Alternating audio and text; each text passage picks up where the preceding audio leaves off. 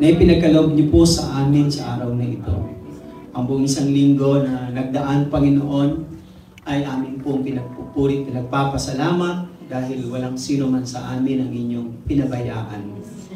Nakatanggap pa rin kami ng mga biyaya at pagpapala na siyang aming pangangailangan sa araw-araw. At walang sino man po sa amin, Panginoon, ang napahamak. At kung meron man kaming problema, pagsubok, o mga suliranin na mabibigat, yun po, Panginoon, ay meron kang nais ituro sa amin, Panginoon. That in everything that happens in this world, even in our lives, Lord, Panginoon, you have a good purpose and plan. Kaya naman, sa sandaling ito, kaming lahat ay lumalapit. Nagpapakumbaba at inaamin sa inyong harapan, wala po kaming magagawa, Panginoon, kung wala po ang inyong pangunguna at pagsama. Samahan niyo po kami sa biyaya ng iyong Espiritong Banal. Mangusap po kayo sa amin, turuan niyo po kami at kayo po ang lumuhog sa aming kalagitnaan.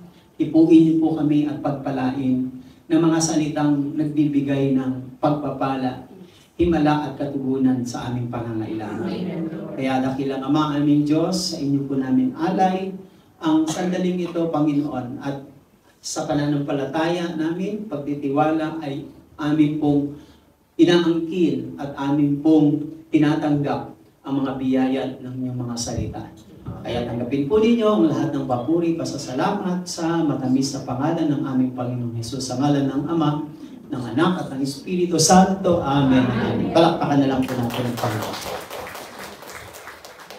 Now, bago tayo magsiupo, let us read the word of the Lord for us according to the letter of St. Paul sa Romans chapter 8, simula sa verse 28 hanggang sa verse 30.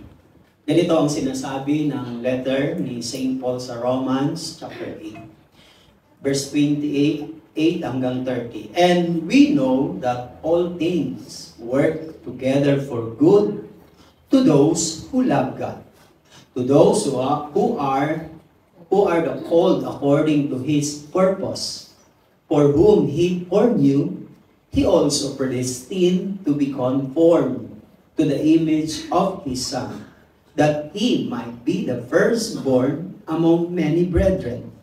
Moreover, who He predestined, this He also called. Whom He called, this He also justified. And whom He justified, this He also glorified. Sa Tagalog, alam natin sa lahat ng bagay ay gumagawa ang Diyos para sa ikabubuti ng mga nagmamahal sa Kanya. Silang mga tinawag ayon sa Kanyang layunin. Sapagkat sa mula't mula pa'y alam na ng Diyos kung sino ang magiging Kanya. At ang mga ito'y pinili niya upang maging tulad ng kanyang anak. Sa gayon, ang anak ang naging panganay sa lahat ng maraming magkakapatid. Ang mga pinili niya noon pang una ay kanyang tinawag. At ang mga tinawag ay kanyang pinawalang sala. At ang mga pinawalang sala ay kanyang binahaginan ng kanyang kaluwalhatian. Purihin natin ang Panginoon sa kanyang mga salita. You may be seated. Tayo po ay magtuloy-tuloy sa pakikinig ng mabuting balita ng Panginoon.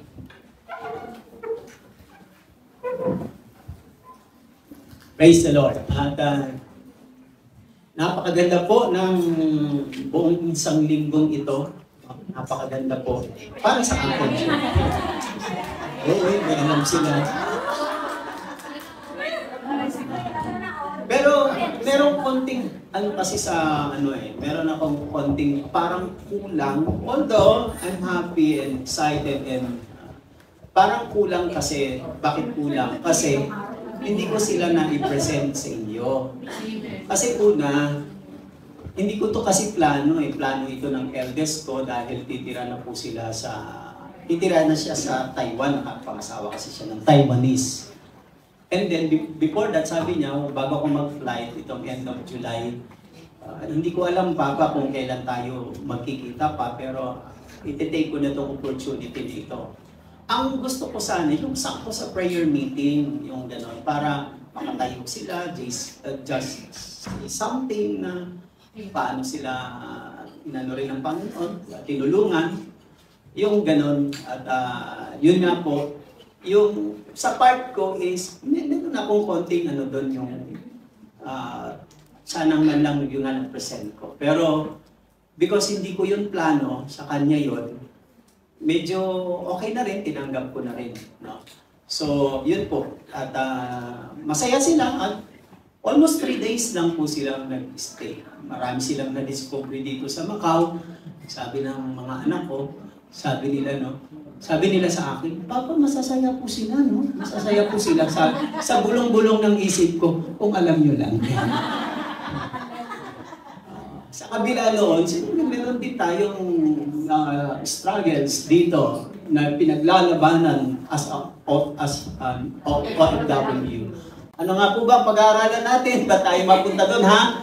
Ang ating pag-aaralan is, yan po, when God works for us. Kapag ang Diyos ay gumagawa sa buhay natin. Kapag ang Diyos ay gumagawa sa buhay natin. So, ano nga po ba itong Romans 8:28? Actually, itong letter ni St. Paul sa Romans 8:28 is isa po ito sa pinakamagandang verses sa Bible na ginagawang mga inspirasyon ng mga Kristiyano. Na ang sabi doon ay, in all things, we know God works together for good. Sa lahat ng bagay, ang Diyos ay gumagawa ng mabuti. He works for good to those who love Him and to those who are called according to His purpose. Ganun po ang pagkabanggit doon. No? Ang Diyos ay sa lahat ng bagay, ang Diyos ay gumagawa ng mabuti sa mga nagmamahal sa Kanya ayon sa Kanyang magandang layunin. So, yan po. Now, mga kapatid, God has a purpose behind every problem. May purpose ang Diyos. Wala pong problem sa buhay natin na wala pong purpose. If God has a purpose, therefore, He also, meron din po siyang sagot sa mga problema. At kung may mga problema man tayo na hindi natin kayang sagutin, pero sa Diyos, may sagot po yan. Wala pong problema kung wala rin kasagutan. Tingnan nyo sa school, di ba? Pag meron sa school, yung mga subject natin na mga nagbibigay yung mga teacher ng problem solving. Kaya nagbibigay ng problema kasi meron yung solution. Hindi pwedeng maging problema kapag walang solution. Otherwise, hindi siya problema. Kasi may solution talaga yan eh. Kung hindi man nakukuha natin ang solusyon, nasa kamay na ng Diyos yun, alam niya pa rin ang makakabuti sa atin kahit hindi man natin makuha ang solusyon. At kung minsan yung solusyon ay hindi mo naman nakukuha agad. Sometimes you have to wait a month or a year, saka mo ma-realize, oo nga, kaya pala nangyari. Later on, dun mo lang siya nare-realize. So, ibig sabihin mga kapatid, God depends more on circumstances than on the blessing we receive.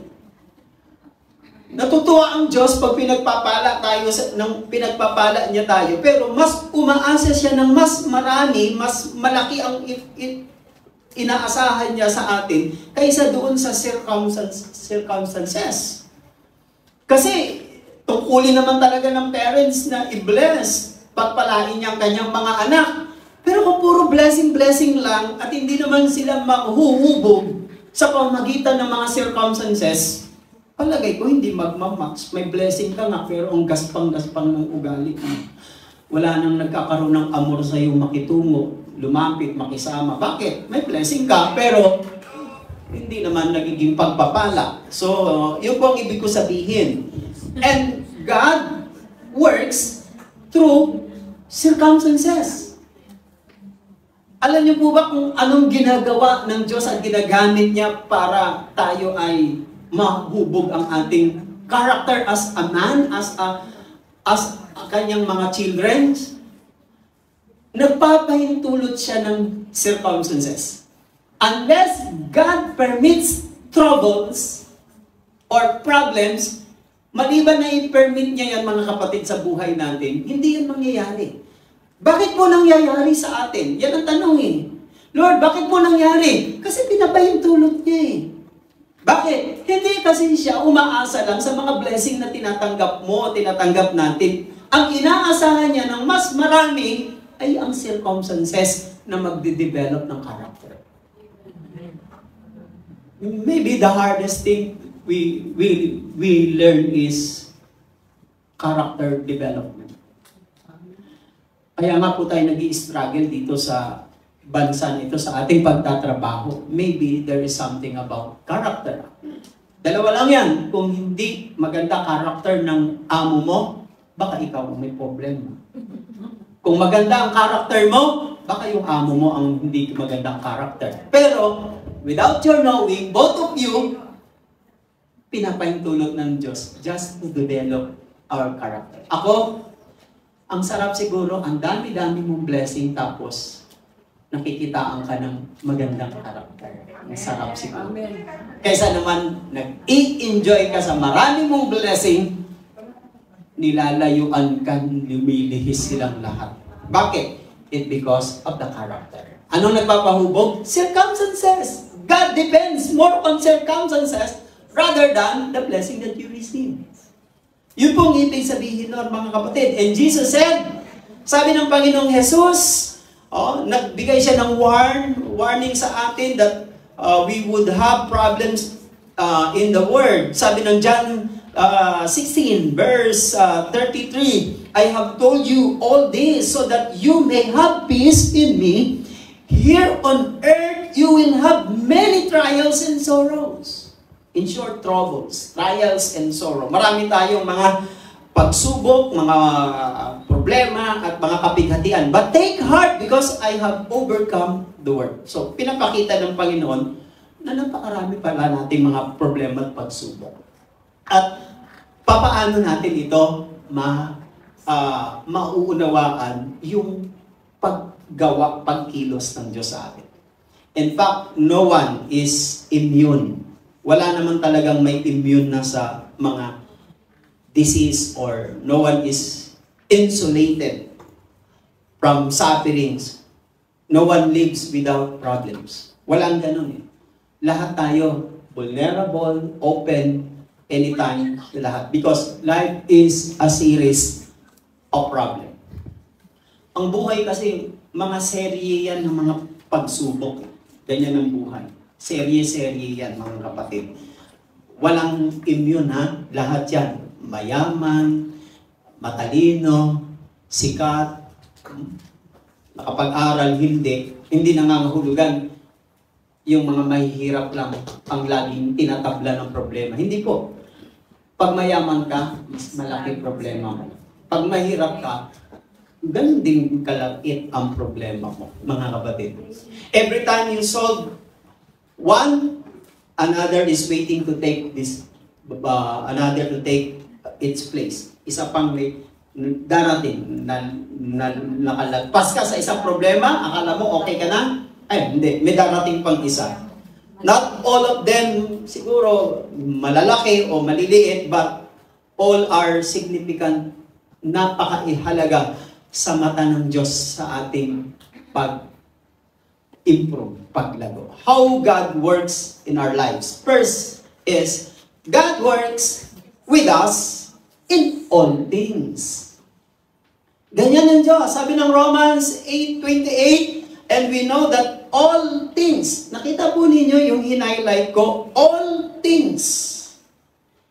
Si Saint Paul, mga kapatid, si Saint Paul po ang nagsulat po nito. Si Saint Paul, bakit niya sinabing, and we know. Alam natin, we know. Kung alam mo, si Saint Paul, alam natin. Yung sinasabi niyang, and we know, hindi lang siya, pati yung mga Kristiyano nung panahon na yon, panahon ni Saint Paul, alam nila. Ibig sabihin, Saint Paul and all the believers during that time, they had confidence, kumpiyansa sila. Meron silang kumpiyansa o pagtitiwala na alam nila that all things work together for good.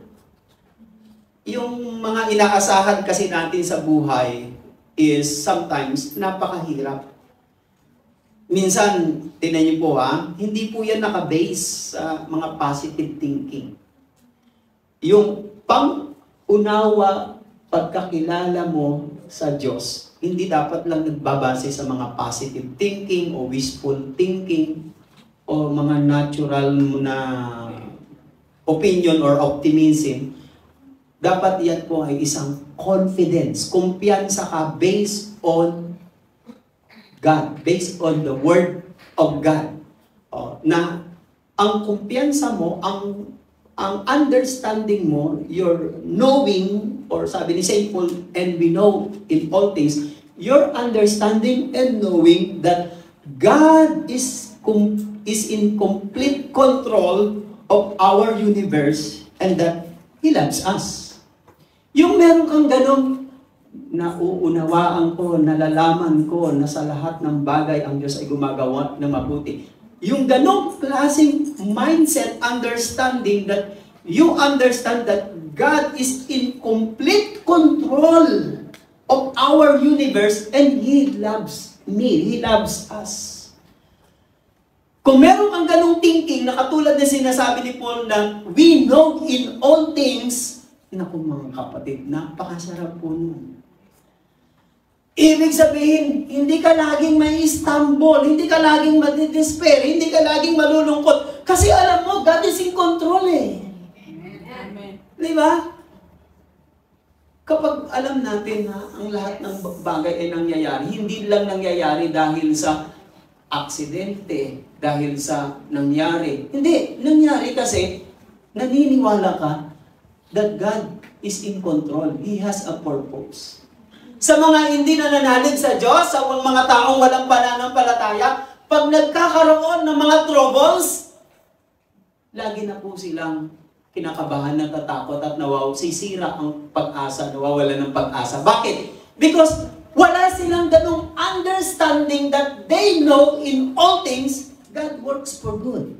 Amen. God works together for good. What a confidence.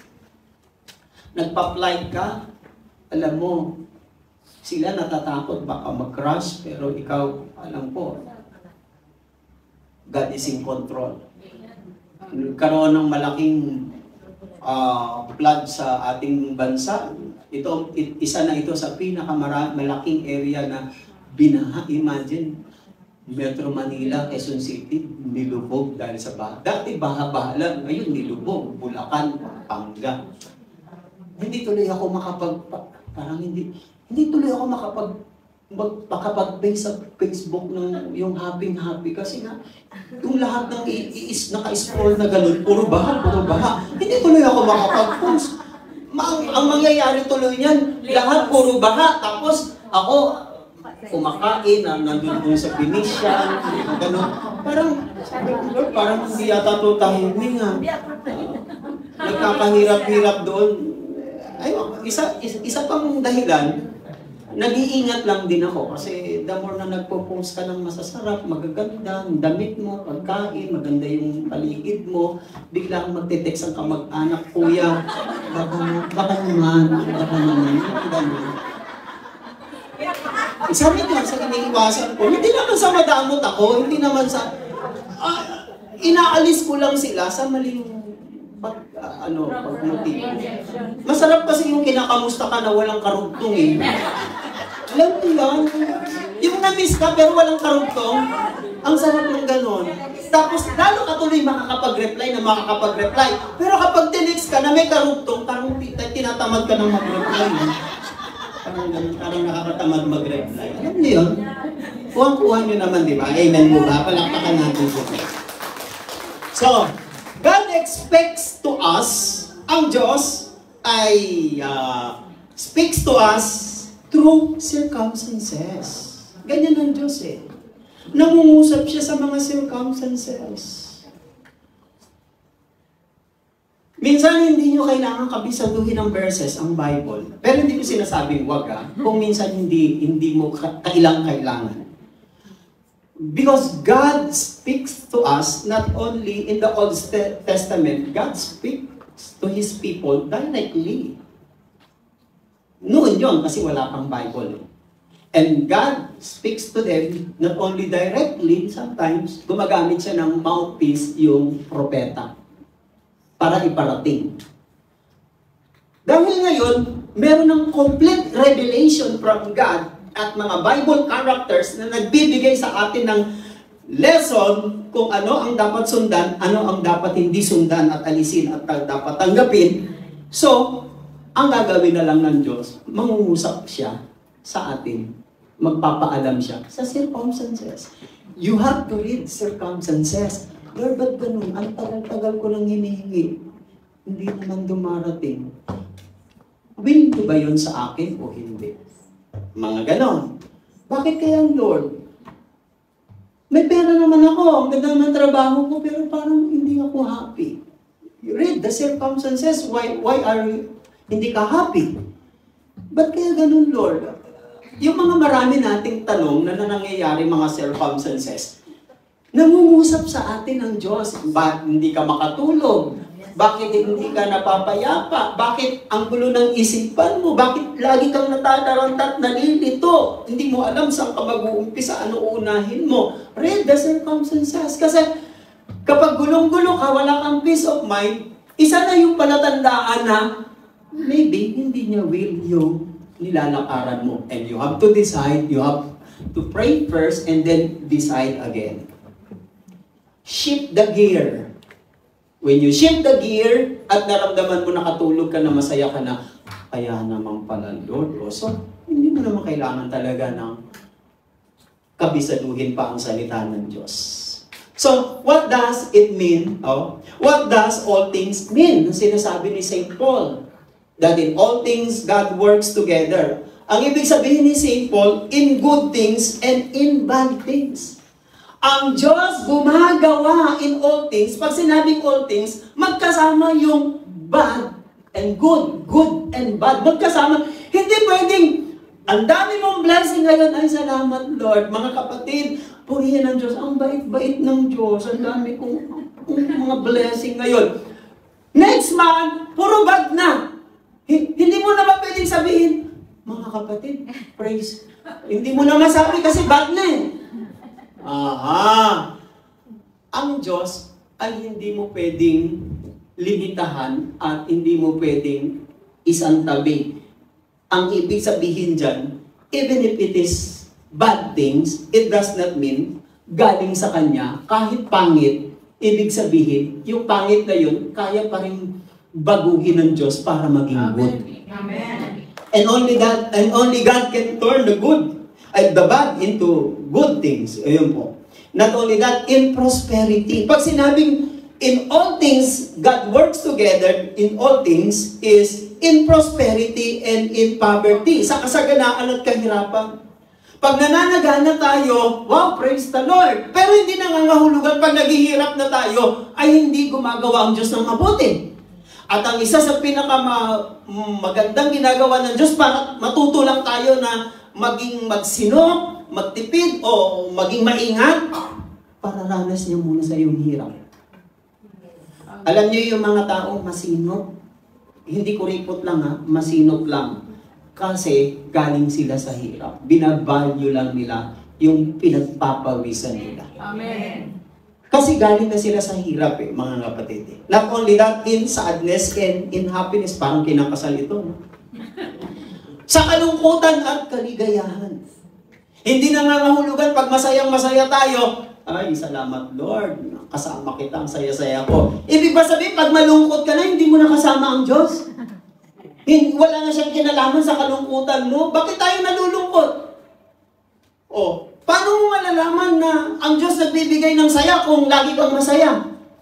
Malalaman mo na ang Diyos, nagbibigay pala ng kasiyahan, malungkot ka muna.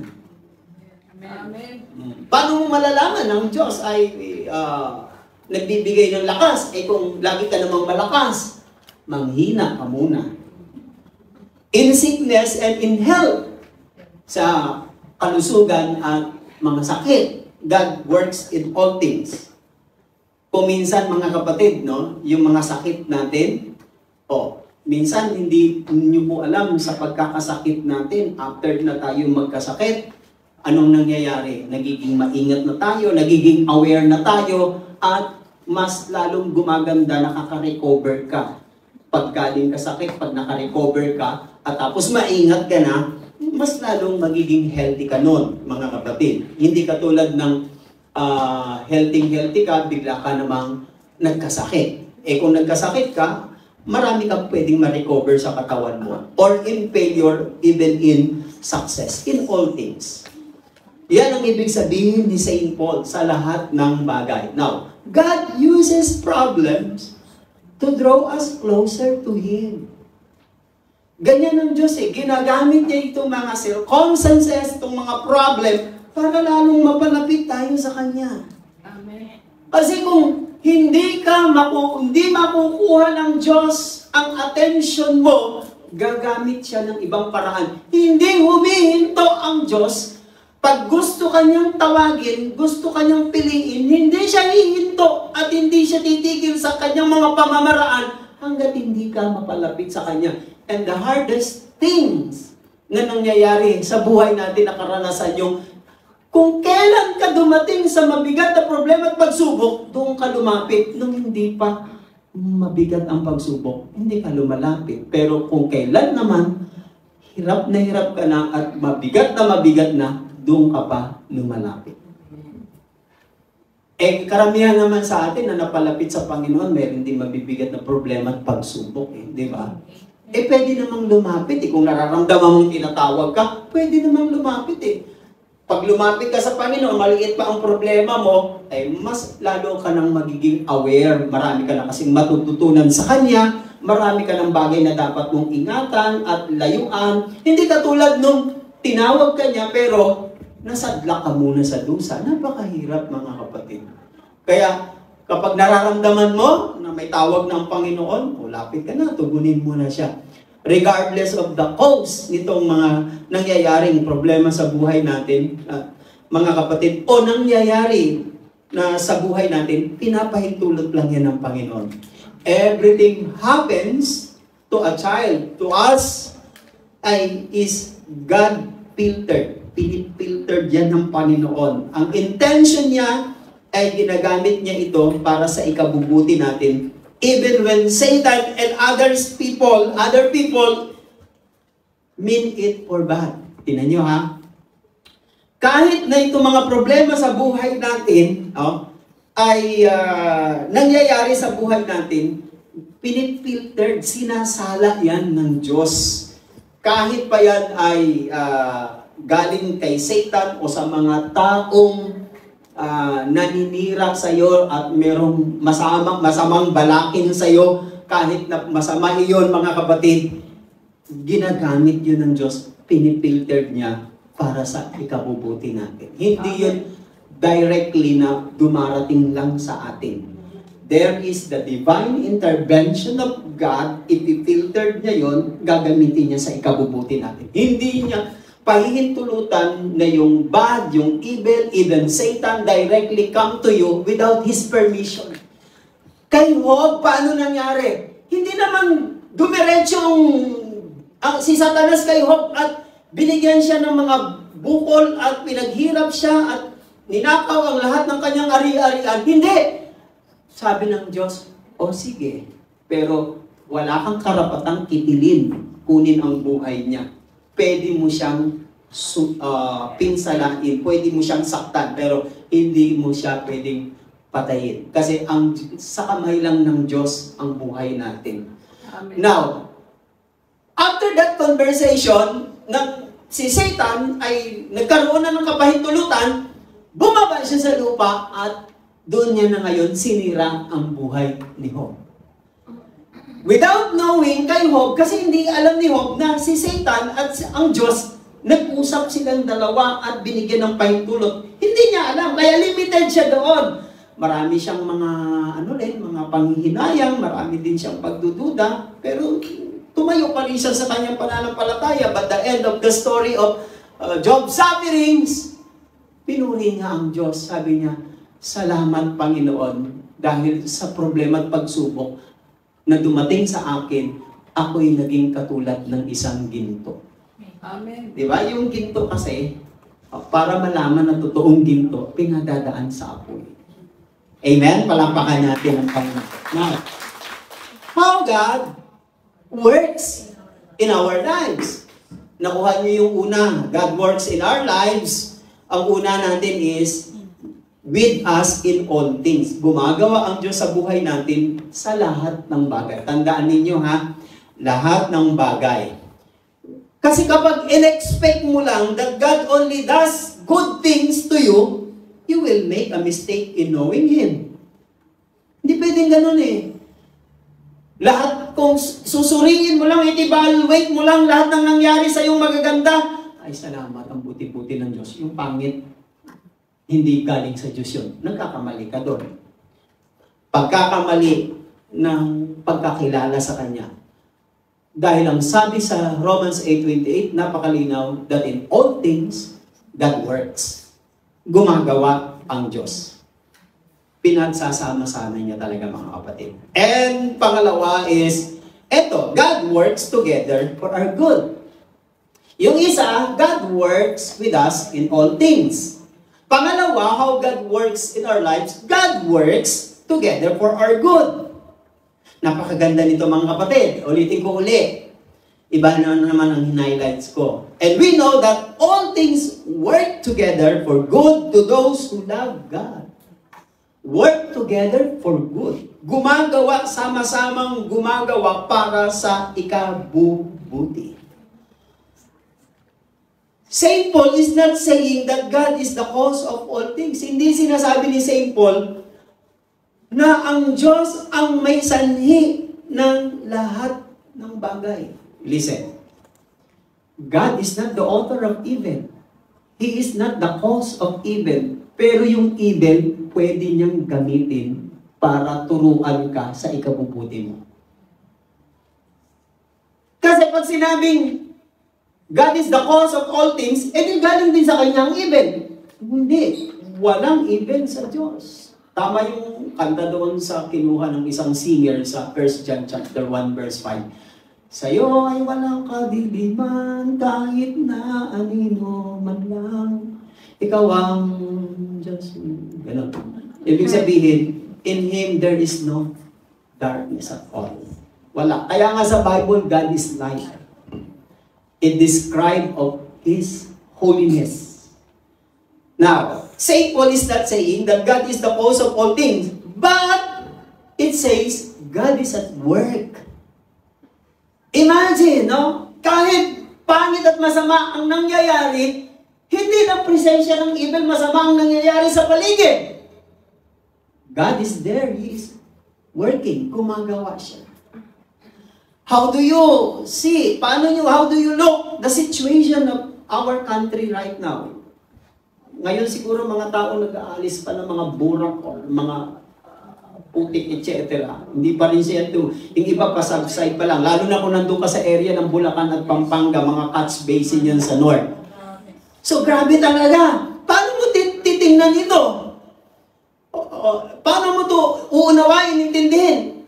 Kung yung mga taong nandoon ngayon, ang laki siguro ng sama ng loob nila, hatred nila, at marami silang biniblame because wala kasi silang understanding that we know. Wala silang ganong understanding o kumpiyansa, confidence. This our whole happens because God works together for good. Sana kung meron silang ganong understanding, di praise God, hindi mabigat. Pero kung baha na, nalubog na lahat, tapos wala ka pang ganong kumpiyansa, confidence, ikaw na siguro ang pinakang may nararamdamang mabigat na pagsubok dito sa mundo. Pero kung alam mo, kahit nangyari yon, masaya-masaya ka pa rin sa deep inside kasi alam mo may plano at layunin ng Diyos. Amen. Amen? Anong pipiliin ninyo? Pipiliin ninyo yung nalubog, nasira lahat ng appliances, wala nang mapapakinabangan, o yung buhay ang kinuha, nawala. Palagay ako, doon ako sa buhay. Kasi pag buhay ka pa, pwede pang kumita. Pwede pa uling mag-abroad. Pero kung yung buhay ang nawala, wala nang kikitain. Amen ba? Purihin natin ang Diyos. So that's it, mga kapatid. Now, yan pong ibig sabihin, God is at work. Wow, ang sarap ng gano'n, no? Hindi maganda ang nangyayari sa paligid mo, but deep inside, with your spirit, meron kang confidence, God is at work. Work for good. Sa kanila, buwisit ang buhay to. Mura dito, mura doon, sisi dito, sisi doon. Pero ikaw, tahimik ka lang, nakasmile ka lang. Lord, thank you, thank you. Sabi ng asawa mo, ng kapatid mo, tsuhin mo, pamangkin mo, sira ulo ka, sira ulo ka. Diba? Ganun na nangyayari. So, what God does is, ang ginagawa ng Diyos, He brings it together. He brings it together. Nang tinignan ko, sa Greek word, kasi ang unang translation ng Bible, ng New Testament, is Greek, tapos nasalin sa iba-ibang language. Nang tinignan ko, yung salitang sa Greek word, together from yung word na together sa Greek word ay means synergio. Hindi ko kasi kayang i-type yung O tapos may guhit na pag ganon. Yung di ba may guhit na gano'n? O tapos gano'n. Hindi ko kaya i-type yun sa computer. Tapos yung may mga enye, yung N tapos may guhit na gano'n. Hindi ko saan ba hanapin ito? Hindi ko alam kung paano hanapin. Sa yung mga letter ng Greek, may mga parang kilay na gano'n. Tapos may pahalang na gano'n. Synergio. Synergio ang pronunciation doon eh. From which we get our modern word, galing doon sa salitang synergy. Sino ba ang mga nagne-networking? Naririnig itong synergy na ito.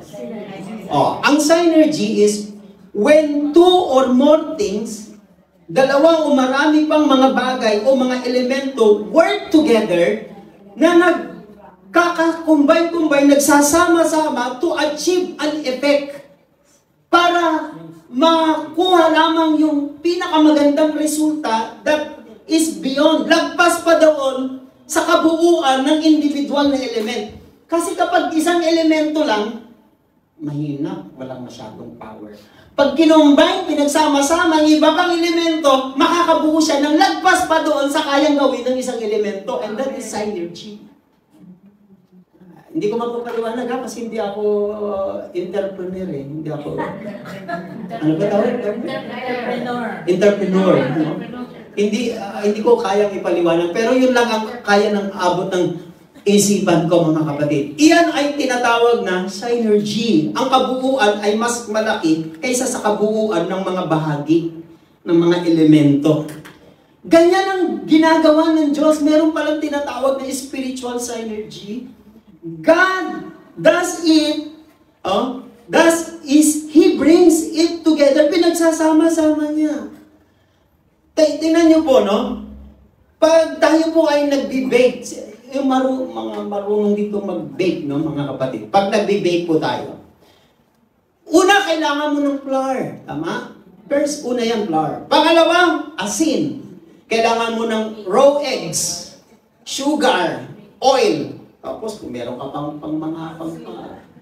palasa-lasa ng mga flavor, depende kung anong flavor ang gusto mo. Pero kapag kinain mo lang harina,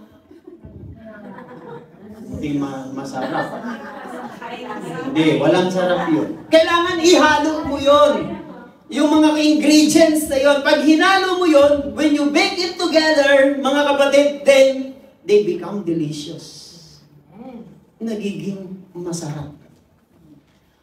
What I mean is, what God does is, He brings it together, not separately or independently.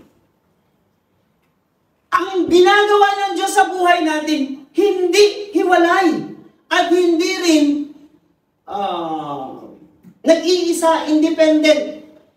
Lahat yun pinagsasama niya yung ginagawa niya. Kino-combine niya eh. Good or bad, positive, negative, sickness, health, pinagsasama-sama niya. Hindi pwedeng ang kakainin mo lang lagi puro fried chicken, beef, ganyan. Kumain ka rin ng ampalaya, yung ayaw mo. Kumain ka ng saluyot, kumain ka ng okra. Hindi pwedeng kalabasa lang, kasi kalabasa medyo matamis, hindi mapait. Kain ka rin ng ampalaya at saka saluyot.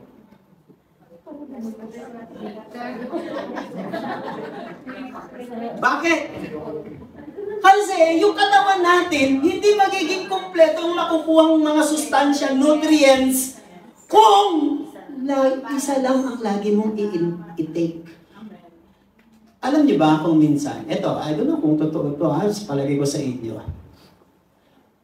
Delicious food is not nutritious food. Yes.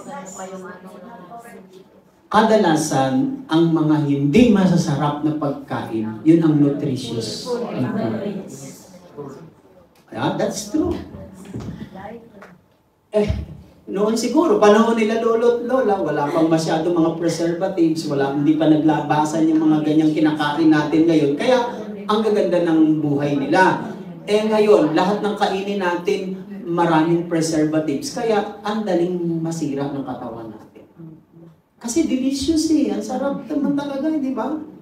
Sarap ng mga fast food na pagkain, ng mga gano'n. Ang sarap naman talaga. Pero, hindi, talagang ganito eh. Kinukombine talaga ng Diyos. Hindi siya gumagawa sa atin ng separately and independently. They are not isolated. Hindi po sila isolated acts, but interdependent parts. Ikukombine sila ng Panginoon sa buhay natin. Now, naalala nyo, the events in our life work together in God's plan.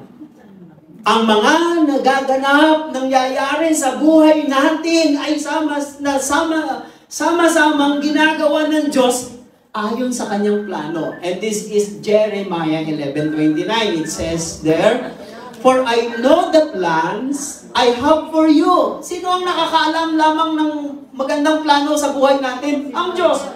Oo, tayong lahat ay may plano, pero mas iba yung plano ng Diyos eh.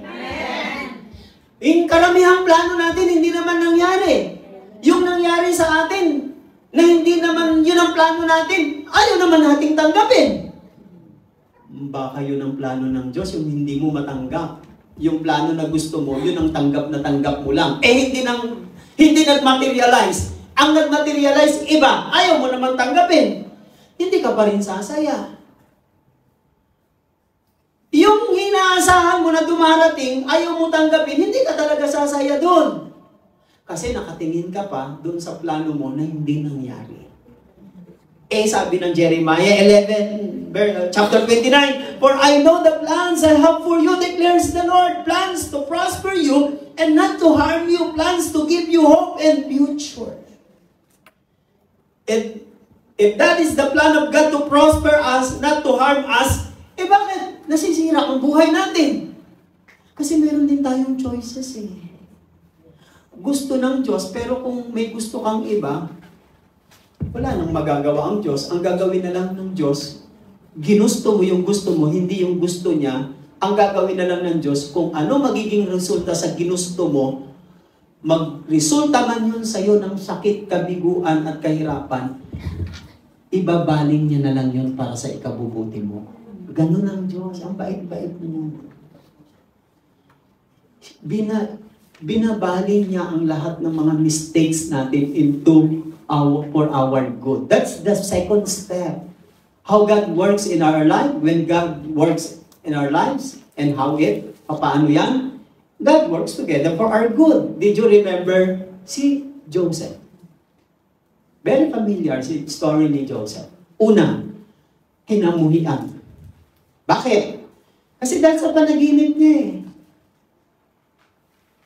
Pangalawa, kinainggitan. Inggit na inggit ang mga kapatid niya, yung 11 niyang kapatid. 12 kasi anak ni Jacob, si Joseph, pangalawa sa bunso, si Benjamin ang bunso. Kinainggitan siya. Yan ang buhay niya sa family niya. Pangatlo, he was deprived. Hinubaran siya, hinulog siya sa balon. Gusto siyang balaking patayin. Dahil sa sabi ng isang kapatid, wala naman tayong mapapala kung papatayin natin yung ating kapatid. Hinubaran nila, hinulog sa balon. Kinuha nila at kanilang hinulog sa balon. Kinuha nila at binenta nila. Binenta nila, may nang dumating ng mga Amalisita papunta ng Egypt, binenta nila ng about 30 silver yata. So, doon yun sa kamay, sa tahanan at sa kamay ng kanyang mga kapatid. In short, minaltrato siya ng kanyang mga kapatid. Maaaring nag-iisip na siya, Lord, yung panaginip ko, yung sabi mo sa akin, itataas mo ako at gagawin mo kong leader. Pero, maaaring nag-iisip na siya, parang baliktad yata. Masyado akong aping-aping ngayon. Di nabili na siya, pinagbili ng kanyang mga kapatid. Na-transfer na ngayon siya sa Egypt. Nagtrabaho siya as slave. Ang kanyang amo ay kapitan ng Egypt na si Potiphar. Merong asawa na napakaganda, kasing ganda ni Gretchen. Di ano nangyari? Pinagbintangan siya na nire-rape. Sabi ng asawa ng captain ng Egypt, sabi niya, sumigaw siya sa loob ng templo, ng palasyo. Pero ang totoo, siya ang gustong mang-rape kay Joseph. Because according to the history, during that time, nang si Joseph ay nalipat sa Egypt, siya ang pinakagwapong binatilyo doon. No wonder why si Gretchen, yung asawa ni Potiphar, nagkaroon ng obsession sa kanya. Hindi niya makuha si Joseph, hinagbot niya yung damit ni Joseph, sabay sigaw para marinig ng mga temple guards. Nire-rape ako ng slave. Pinarating sa asawa, kinulong siya. And he was false accused. At nang nandun siya sa kulungan, yung dalawang inmates na kasama niya sa kulungan, tinulungan niya para makalaya. Sabi niya, lalaya na kayo ha? Sabi naman sa hari, hindi ko naman talaga ni-rape, hindi ko naman ginawa, wala akong kasalanan. Tulungan niyo ako, kayo ang mag-witness para makalaya rin ako. He was forgotten. How do you feel na tinulungan mong isang tao pagkatapos? Wala na. Masakit, di ba? Masakit ang binuhos mo ang lahat ng oras, panahon mo, lakas mo para tumulong. Tapos, baliwala, forgotten. And all this, lahat yan ay masakit.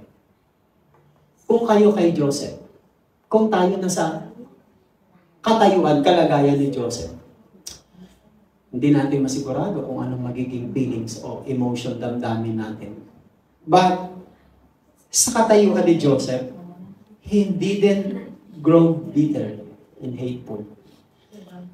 Sabi ng Genesis 50, summarize ko yung kanyang story. Nang nagkita-kita na sila sa Egypt, ang nangyari kasi, nagkaroon ng tagutom sa bayan niya, sa town niya, at nandun na siya sa Egypt. Na-promote si Joseph, naging governor siya sa Egypt.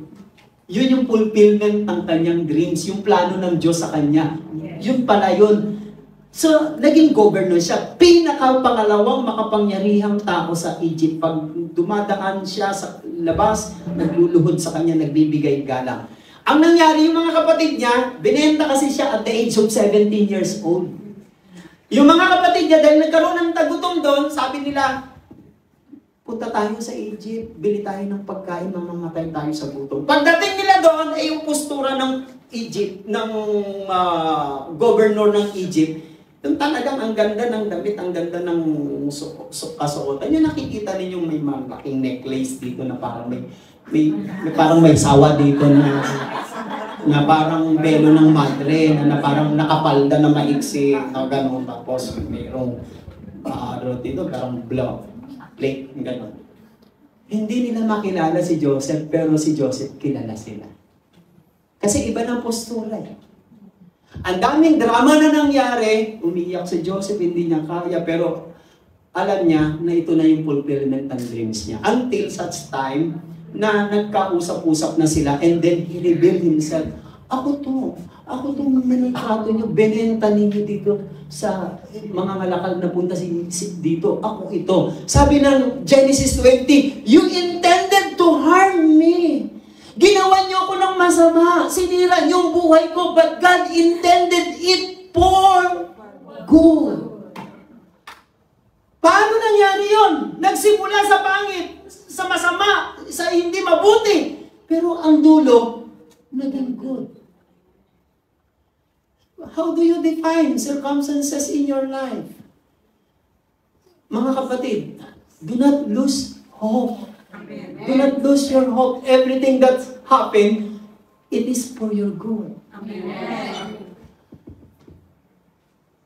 Noong Friday, tanghali, may mga kapatiran na ng magandang loob. Meron kasi silang chance and opportunity na ma-meet yung wife ko at children ko. So, nagkaroon kami ng konting bonding sa lamesa. I do not expect one of our sisters. Banggitin ko na Sister Chat. Nung Friday, madaling araw, mga about 5 a.m., pumanaw ang kanyang kapatid, yung sunod sa kanya. I do not expect na sasama pa siya sa temple para kumain kami. Doon pa lang, habang kumakain kami, nalulungkot din naman ako kasi namumugto yung mata niya. Hindi ko lang alam kung paano niya pinagsama yung pagkain at pag-iyak. And then, mayroong nag-plus sa isip ko, sa mind ko, sabi niya, okay na yung Brad, kaysa naman naghihirap.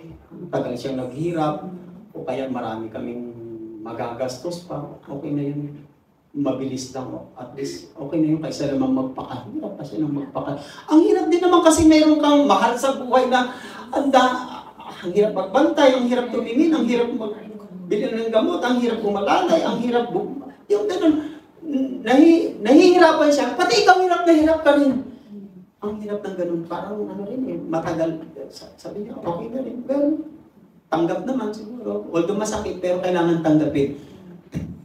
Paano natin babalansin at uunawain yun? Kung wala kang faith pananampalataya, hindi mo makikita yung ganitong point of view o perspective o insight. Now, yung ganyang pangyayari, Joseph didn't grow bitter and hateful. Matatalo ka, madadaya ka ng demonyo kung lahat na nangyayari sa buhay mo ay hindi mo titingnan na ang Diyos ay may ginagawa pa rin mabuti. Kukulungin ka ng demonyo ng diablo sa bitterness and hatred. Kaya maraming taong hindi na-enjoy ang buhay. Bakit? Kontrolado ng bitterness and hatred. Bakit? Because the way they look, the circumstances. Joseph, ang tingin ni Joseph, he looked at it in God's point of view. Tinignan niya yung pangyayaring pangit sa buhay niya sa pananaw ng Diyos. Pag titingnan ninyo ang mga circumstances sa buhay niyo, huwag niyong tingnan sa paningin ninyo, sa perspective ninyo, sa insight niyo. Tingnan ninyo ang nangyayari sa buhay ninyo kahit mahirap, mabigat, sa paningin ng Diyos, sa point of view ng Diyos. Look at God's point of view. Tama si Don Moen, sabi ni Don Moen, He works in our ways we cannot see. Hindi mo nakikita yan, but God, beyond it, is working together for your good, for our good. Amen. Ang galing talaga ng Diyos. Hindi ko rin alam paano ako naka-escape sa magulong buhay at wala ng direksyon. 19 years old pa lang, nasira na ang buhay ko. Nagkaroon ako ng sakit sa baga. Akala ko mamamatay na ako nun. May ginamit ng Diyos, inakay ako ng isang kaibigan na una sa akin mag-El Shaddai. At habang nandun ako sa kalagitnaan ng El Shaddai, hindi naman ako marunong magdasal, pero nasabi ko lang, Panginoon, pag pinagaling niyo po ako at bibigyan niyo po ako ng makarecover ako sa aking sakit, kayo na lang po paglilingkuran ko. Doon nag-start. From 1990 up to now, ito na buhay ko. Pinadaan ako ng Diyos doon. Dati hindi ko maintindihan. Kung hindi ako pinadaan ng Diyos, palagay ko, wala akong mabuting buhay ngayon. Or palagay ko, hindi ako buhay ngayon. Kasama na rin ako ng mga kaibigan ko. Well, napakahaba na itong nasasabi ko. Instead of we look at it from God's point of view, sa halip, tinignan niya ito in God's point of view. He looked for God, how God was working in His circumstances. Kung paano ang Diyos gumagawa sa kanyang circumstances. Tandaan nyo, napakasimple lang ng kanta ni Don Moen. He works in our ways that we cannot see. Hindi mo yan nakikita ngayon.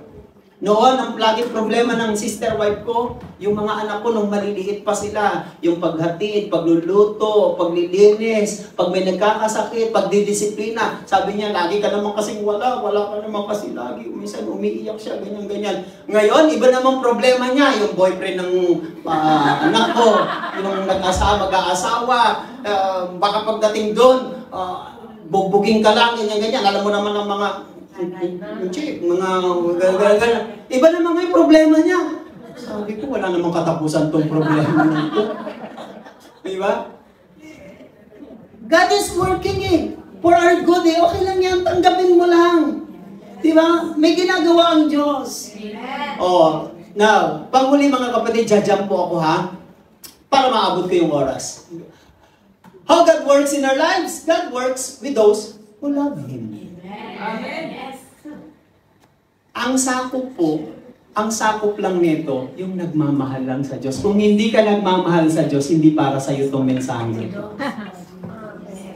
Those who love Him, sa nagmamahal sa Kanya. In-highlight ko. All things God works together for our good to those who love God, who love Him. Not everything happens in the lives of those who love God is always good. Hindi lahat. Totoo naman. Hindi naman talaga. Now, eto naman ang masasabi ko. Kapag ikaw ay nagmamahal, o tanong ko, have you ever loved someone? Have you ever loved someone so much that you would do anything they ask of you? Nagmahal ka na ba ng isang tao na ibinuhos mo ang lahat ng lakas mo sa Kanya at gusto mong gawin ang lahat ng gusto niya? At totoo, ginagawa po ninyo ito. Yung sakripisyo nyo dito as OFW, binubuhos ninyo kasi mahal nyo sila. Hindi lang nila kayo maintindihan ng buong buo, pero mahal ka nila. Gagawin mo, you will go out of your way, gagawa ka ng iyong paraan to work for Him. Ang tanong, pumunta ba tayo dito sa Macau nag-OFW para magpa-beauty lang, para sa sarili mo? Hindi, ginagawa mo ito. Gusto mong gawin ito para sa Kanya. Ganyan ang Diyos. Which is what God does for us. Ang Diyos, dahil mahal ka niya, gumagawa siya para sa iyo. Parang ikaw at ako. Kaya ka nga nagsasakripisyo, tinitiis mo lahat ng ito, na homesick, pagod, puyat, etc. O pagtrato ng amo. Bakit? Ginagawa mo ito para sa minamahal mo. Dalhin ko kayo, ganyan din ang Diyos. Ginagawa rin ito ng Diyos para sa atin dahil mahal niya tayo. Eh anong kailangan? Ang kailangan, you must stay focused on God's plan, not on your favor. Amen. Huwag kang magbabad sa iyong mga pain and problem. Doon ka bumoko sa plano ng Diyos. Lord, kahit marami akong kabiguan, alam ko, hindi ka nauubusan ng plano. Kasi because you are working with me, you work with me because you love me. Hindi nauubusan ng Diyos ng magandang plano. Amen. Kung para sa iba, dahil wala silang we know in all things, para sa kanila wala nang plano ang Diyos. Sa atin, napakarami pa. Hindi pa huli ang lahat. Amen? Tumayo tayong lahat. Pwede ba kamahin natin ang God will make a way? Katahin muna natin ang God will make a way. Hallelujah. Hallelujah. Kunin natin ang ating mga dala, yakapin na natin kasi isasabi ko na sa prayer. Hallelujah. Thank you, Jesus. Panginoon, maraming salamat po sa direktang pangungusap niyo po sa aming mga puso. Marami po kaming pain, hurts, disappointment, failures. Kinukulong kami, Panginoon. Binibilanggo kami. Panginoon, sa pagkakataong ito, turuan niyo po kami. Kunin niyo po ang aming mind, ang aming heart, ang aming understanding na mag-focus doon sa inyong mga plano, hindi sa aming mga pains, mga problema. Hindi po kayo nauubusan, Panginoon. Ang dami-dami niyo pong reserba, biyaya, pagpapala sa buhay namin. Kami lang po ang nagbibigay ng limitasyon sa inyo. Lahat ng masasakit, mababait, hindi mabubutit, magagandang naranasan namin, Panginoon. You accomplishes the good things in a bad way, O Lord. You make it together. Ginagawa mong synergy ang lahat sa buhay namin para maging mabuti, maging maganda ang resulta, Panginoon. Hindi man namin makita ito because we know, we believe, just like nakinanta namin, you works in our ways that we cannot see. Panginoon, kayo po ang Diyos na mabuti. Sabi po ninyo, gumagawa kayo ng mabuti sa mga nagmamahal sa inyo. Totoo po, Panginoon. Ito po ang dahilan kung bakit kami nagkakaganito dahil mahal po namin kayo. Kaya, Panginoon, would you mind, Lord, touch us in a simple way. Strengthen our hearts, our minds, our understanding. Sa inyo lang, mga kamay nakasalalay, ang aming magandang future at kinabukasan. Pagpalain niyo po, Lord, ang lahat ng aming dala, ang mga bag, panyo, tubig, langis, pati ang aming mga gifts and offering. Kayo po magbalik ng gustong takal, siksik, umaapaw. Pagpalaan niyo rin po ang aming mga employer, ang aming buong pamilya, at ang aming mga mahal sa buhay na nalalayo ng landas. Panginoon, kayo na pong bahala sa kanila. Salamat po ng marami. Tanggapin niyo pong lahat ito sa ngalan ng Ama, ng Anak at ng Espiritu Santo. Amen. Amen.